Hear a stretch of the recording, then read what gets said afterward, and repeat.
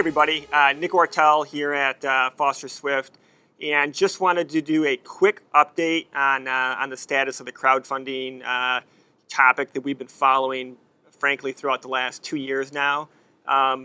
Really good news for everybody that's been following is that on Monday, the Title III crowdfunding rules went into final effect.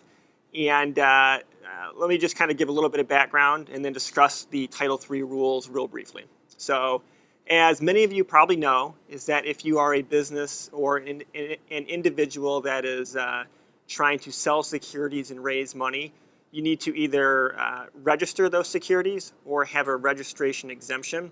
So, since registration is very expensive, almost all businesses try to satisfy an exemption from securities registration. So the cool thing about Title III crowdfunding, which came into effect on Monday, is that it really opens the door for businesses to now solicit and sell securities to both accredited and non-accredited investors using general solicitation. So what does this mean for you? Well, you can now use crowdfunding to reach not only accredited investors, but non-accredited investors as well. So that is a drastic change with how the laws were, before Title III came into effect. So with that little bit of background, let me just talk real briefly about how Title III works. Title III will allow a business to raise up to $1 million over a rolling 12-month period. Okay, so there's a cap on how much you can raise if you're a business. You might be wondering who can invest. I said it's both accredited and non-accredited investors, but there are some caps on it.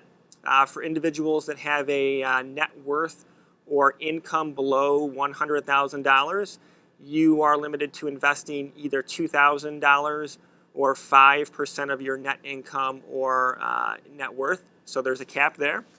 And for those individuals fortunate enough to be above the $100,000 net income or net worth threshold, you can invest a little bit more, up to 10% of those figures, to a cap of $100,000.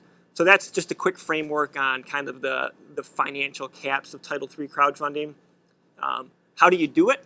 You gotta launch a Title III crowdfunding campaign through an intermediary, which is probably going to be either a broker-dealer or a new concept which is called a funding portal.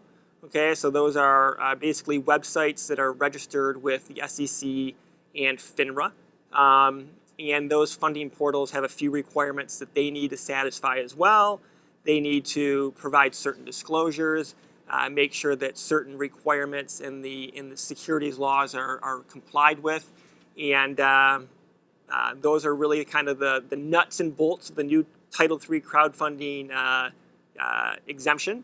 If you're curious for more information, definitely check out our blog, and you'll find the information there. Thank you.